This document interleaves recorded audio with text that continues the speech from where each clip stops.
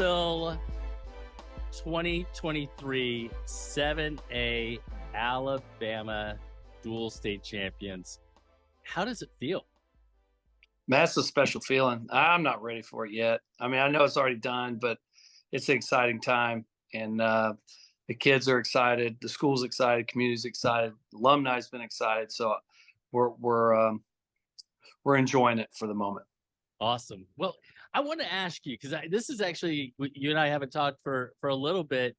I want to know when you had the realization that this group was going to be something special, because they are something special. This team is something special. Was it 2 years ago? Was it last month? When did that realization dawn on you? I think 2 years ago we thought there'd be a window that we're going to make a big push, but we had to get a lot better in certain weights. We had a lot of number of good pieces coming back that were young. I think at the end of the last year, in late February, March, we started to line up, who's going to be where do we need them to be, and it really started to be real. So it wasn't a surprise to be in the hunt, to be in the mix. That had kind of been the way it'd been. But we really felt like if we get the pieces together, get everybody healthy and on the right spot, they're going to be very tough to deal with. So the North, I mean, the North was a gauntlet. I mean, let's just be honest. It's always tough. It is always tough. The addition of the teams from the South to the North this year made it that much more difficult. What was what were you preaching in each of the kind of successive duels kind of getting to the end? Oh man, that just went back to things we've been pressing since the beginning, or even a year ago, is if we stay together and we continue improvement, that we'll be in the hunt for a state title, whether it be individually or as a state. I mean, the kids, they hear this every single year whenever they're a newcomer. If they'll stay together and continue to work, they'll be in a hunt for a state title, both as a team and as an individual. So that mantra was pretty easy to keep that rolling. And our biggest goal is just to be the most physical team we possibly can on the mat. Just be physical, never backing down. And that took years to develop. And I think we're getting there to being there. And so when the next challenge came up, or when we got the alignments came out, and we knew it was going to be a gauntlet, it was tough, and it was a challenge. It's like, hey, you got your good year, your good season. Here's your plan. This is who you have to go through. And it kind of all just lined up. And I think if in any other years, it would have been very similar, but they liked the idea that it had to go through Huntsville, and we had to see everybody to achieve it. Right. They embraced that idea. They did. I mean, when they saw it, and when they got told that, hey, you're pretty much going to go through every single state duels team that has been a finalist for the last 7 years, they liked it. That's awesome. That kind of gives me goosebumps. That's pretty cool. Yeah, I love it when the teams kind of embrace. They want that challenge. That's so awesome. So I'm really interested in. Alabama does it a little bit differently than Georgia or Florida, in that they all have it on a single day. At least when they get to the Elite Eight, they get it all on the same day. You guys have that Thursday, and then the Tuesday, and then the Friday. Is it good? Or, I mean, the reason I bring that up is that you guys got a huge win in your opening match against Vestavia. It's almost like you want to kind of keep that roll going, or do you like that those few days? I feel the pluses and the minuses to that. My first inclination when they decided to do the third place match was and I think Sean Wilson at Thompson had the same opinion, was, hey, get everybody in house for the semis, cross bracket it, and go ahead and do bam, bam. You move forward, or you move into the third place match, and you got more fans all in the same spot at the same time. So that would be like the alternate path that is a little bit closer to the Georgia route, where you have a lot more everybody spot in terms of the participants. And then on the flip side, what we actually do, the excitement is higher. The build up enthusiasm is a little higher, with those multiple days. Jeff Seegers, AHSA, he really wanted to keep the semifinals at the schools as being a tradition, because of that excitement and that getting the community there and getting kids in programs and administrators that don't normally go to every single event possible because they just can't. And it really did have a big, it was a visual scene of enthusiasm from the alumni, from the students, and from the community. So I see both sides of it. I don't think there's a perfect route. I'm just wondering from a coach's perspective, because I mean, don't get me wrong, right? Tuesday night, it was rowdy. I mean, the Thompson duel, you've got to love that. But from a coach's perspective, if I'm on a roll, man, I kind of just want to keep going. You know what I'm saying? Yes, that was my original thing, and I kind of feel that way too. It's like you're already here, you're already weighed in, everybody's on spot. It's time to go and just keep it going and finish the job that day. So they both works. I love the excitement that it brings. So I want to talk about that Tuesday night match against Thompson. There was a lot of buildup. Thompson obviously is Thompson, and they're walking into your gym. What's that message to your team right before you guys are getting ready to take that back? For us, we have a great respect for Thompson. We interact with them a lot. Coaches are always extremely friendly and helpful. I think their mission of trying to build the state of Alabama and being a representative to do that, they do it. And, they've helped us grow over the years as well. It's excitement because if you want to be considered the best, even for a short period of time for a season, you want to have the best come at you. And that was a healthy, wonderful respect that I really wish we could go back and do it again, knowing the end result, of course. But right. It for us, again, the message is just be physical, score the next point.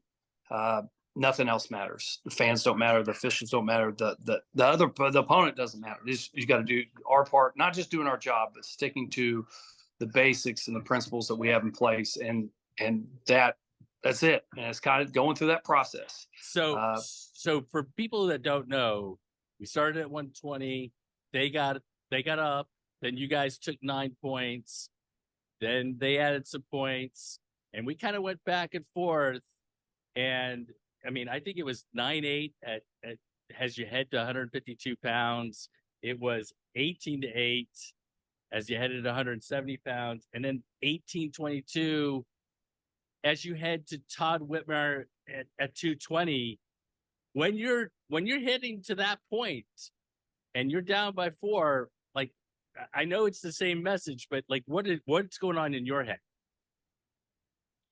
I tell you, coming up, we originally thought we could get a little bit more bonus getting up to that point, but we knew there's like a lot of tough battles, so you couldn't just throw the kitchen sink out there and make a huge mistake.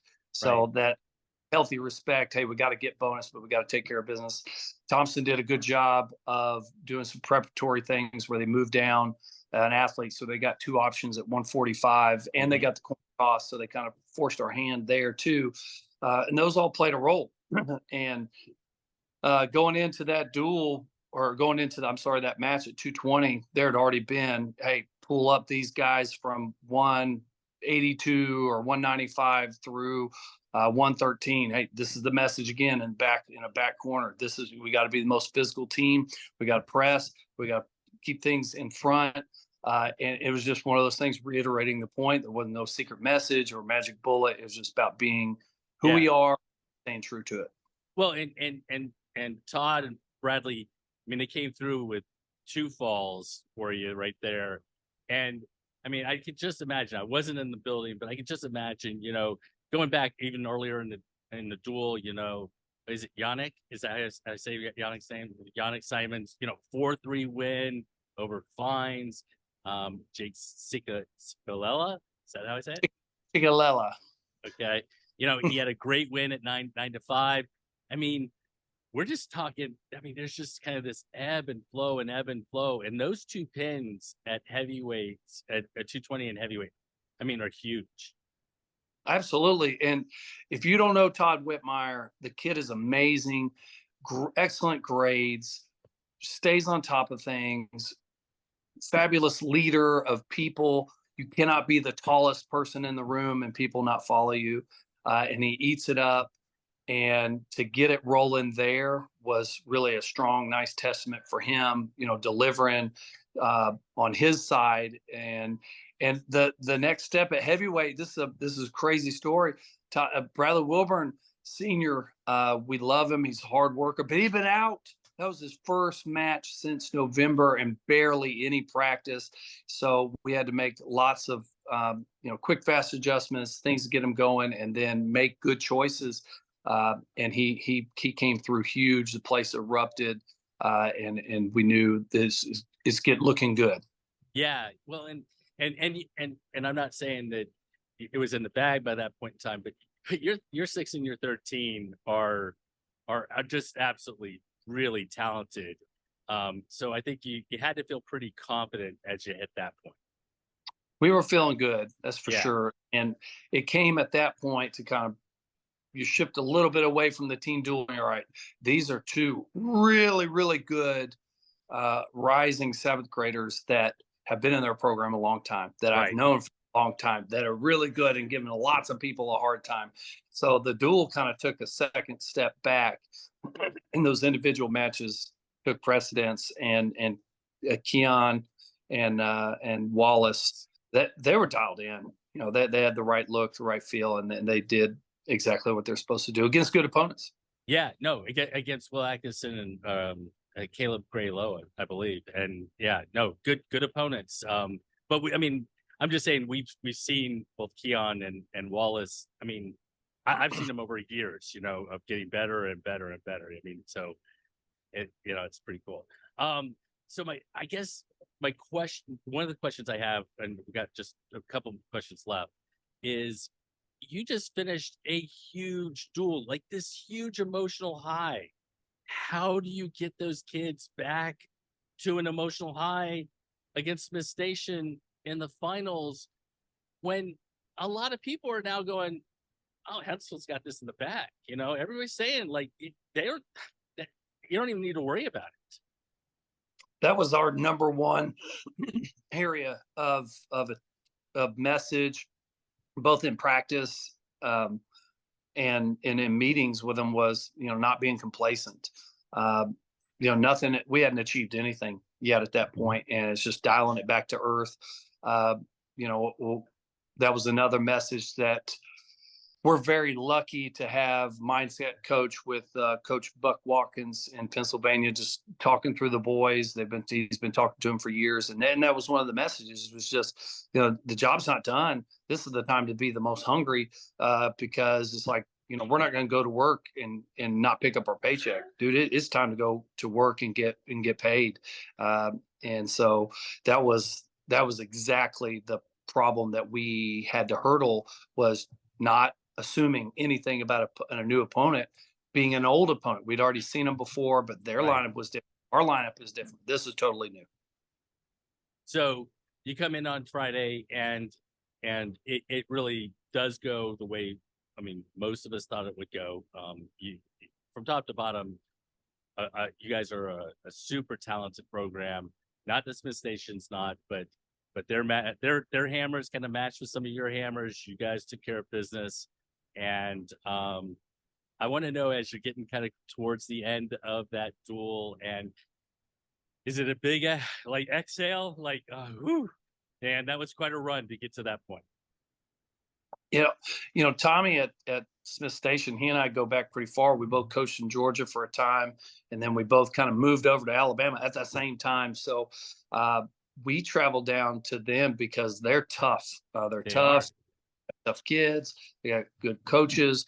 They're aggressive, and that's what we want to see a lot of.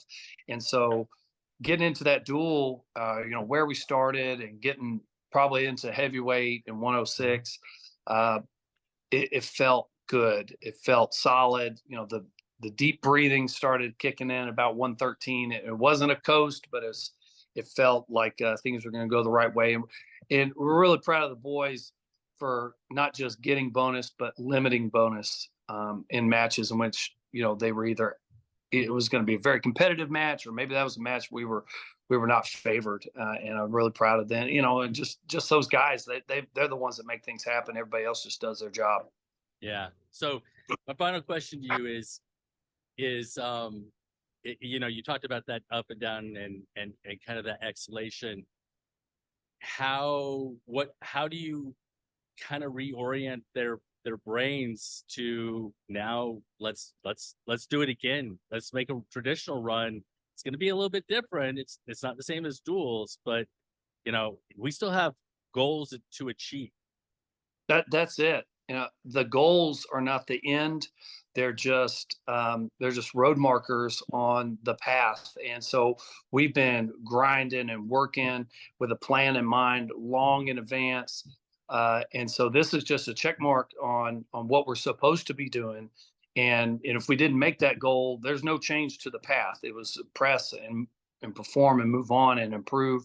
And now, the new goal is just the next one down the line. And section is going to be a bloodbath. It's going to be hard. And I kind of like that because that ramps back up the enthusiasm, the excitement, the need to develop and be ready, and limiting that complacency that this is old hat and we've done it before, when in reality, this is a totally new game, new season, new everything. Well, Coach, congratulations. It was a fantastic run to the dual title. Best of luck over the next few weeks as you guys make a run for the traditional one as well. Thank you much. Shout out my man, Coach Fred Kemp. He's got a lot of coaching left in him. We just want to take a time to celebrate him while we've had this season. He doesn't get to be in the room as much this year as maybe years past, and so we got the shirts. We had a blackout. We're really excited. So I couldn't leave without giving him a plug. Absolutely, Coach. Congratulations again. Thanks so much.